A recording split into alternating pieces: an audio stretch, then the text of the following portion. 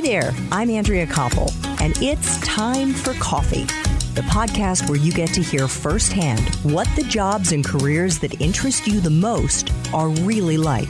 Hey there, Java junkies. Welcome to another K-Cup mini episode of Time for Coffee. By the way, K-Cups come in 3 sizes, single, double, and triple shots, or roughly 1 minute, 5 minutes, or 10 minutes in length. So if you don't have time to throw back an entire caffeinated career conversation, these K-Cup mini episodes of T4C can give you a quick caffeinated fix, whether you're on the go or you only have a few minutes to binge. So grab your mug and take a chug, because it's time for a caffeinated career double shot K-Cup with my guest, Paul Pagnato.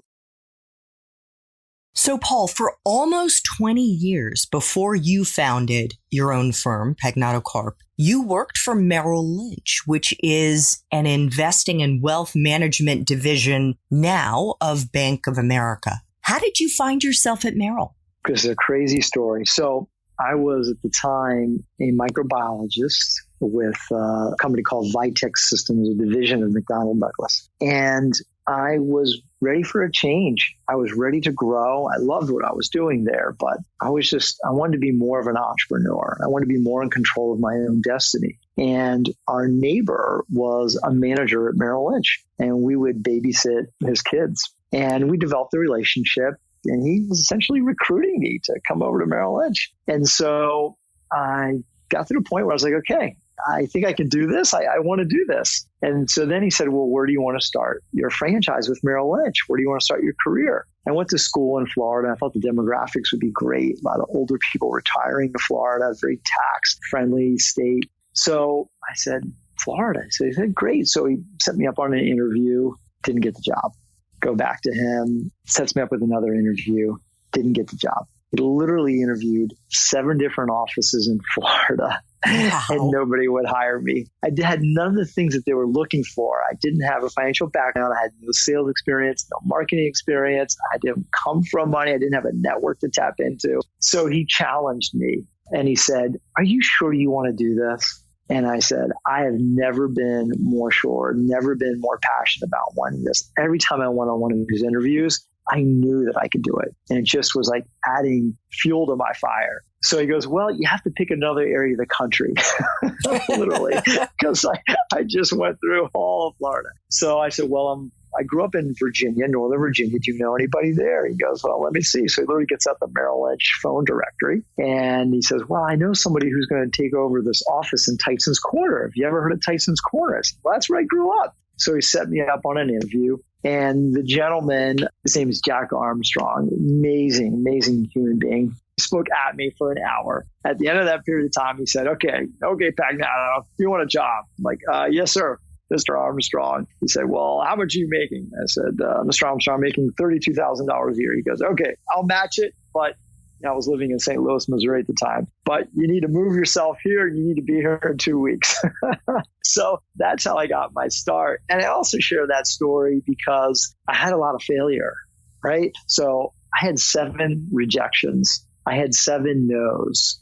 And these were trips I had to make. It was a lot of time and energy went into it. It was like a 9-month process with all of those no's. But I was so passionate about doing this. I knew I could do it. My DNA was telling me, my spirit was telling me, and I didn't stop. So I believe if you want something bad enough in life, I don't care what it is, if you want it bad enough and you're willing to pay the price for the attainment, you can achieve it. That is such a fabulous story. And what really jumps out to me is that those people that you interviewed with in Florida lacked imagination.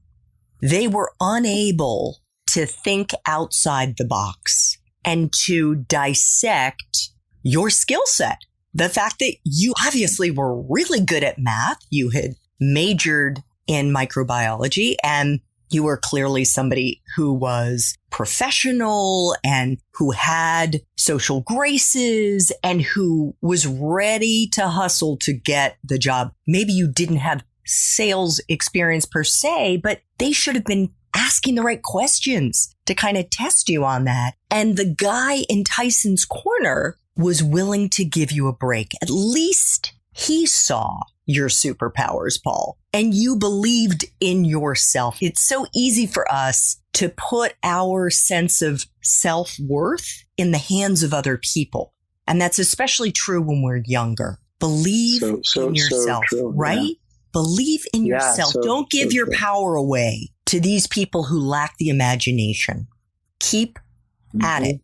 Yep. Success is really failure turned inside out at the end of the day. And I'll share with you my second week that I was with Merrill Lynch and the manager. I committed to him. I openly said to him, I want you to know that I will be your largest producer in the office. Whoa. That's like a really bold statement, right? Yeah. I was so moved. I was so inspired that he gave me the shot, right? He gave me the opportunity. I was going to do whatever it took to make it back for him. I wanted to add as much value as I possibly could. And I knew that's how I could add the most value to him. And in 5 years, I was his largest producer. So what I learned from that is when you openly verbalize and commit your goals to others, you have a much higher probability of reaching it. So I would encourage all the listeners to not just personally commit to your goals,